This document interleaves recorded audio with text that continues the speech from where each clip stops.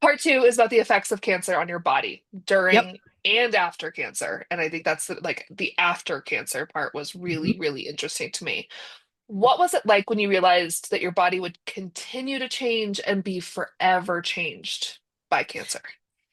Yeah, it was a surprise because my expectation was that treatment was over and I was going to just bounce back. And I knew I'd had a lot of resilience emotionally. I had a lot of processing yet to do, but physically, I just assumed that my body would heal itself like you heal from a bruise or a cut, and a broken limb, whatever. And I had viewed my whole experience to that point as kind of a badge of courage. And I had certainly emotional scars, physical scars, literally. But one thing that surprised me the most was how my body always seemed to want to heal itself and how it was willing to bounce back after, again, all the radiation, certainly all those chemo drugs, surgery. And I just found myself, and my body felt like it wanted to get back to that state of normalcy.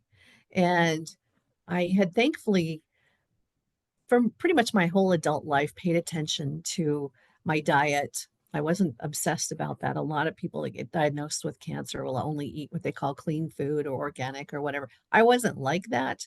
However, I knew when my body needed protein, I knew when I Mhm. needed energy. And um, so I paid attention to that. And then, as soon as, well, really all the way through treatment, but as soon as treatment ended, I really tried to get back to that routine. I'm an avid exerciser. I do a lot of walking.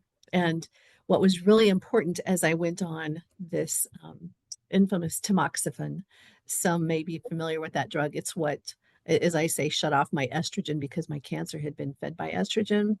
So this was the drug that I started taking actually before treatment ended. But about the time that I write about in this section of the book, I started to see the effects of that drug. And one is that it reduces your bone density. And so resistance training became more important than ever. And again, bone density helps prevent your bones from breaking. And so as part of this regimen, I would get my bone density would get tested, which was a super easy test. And I got close. It certainly dropped, but it was never in the danger zone, thankfully. And I think that's because I continued to try to build muscle because that muscle around those bones is what helps prevent them from breaking.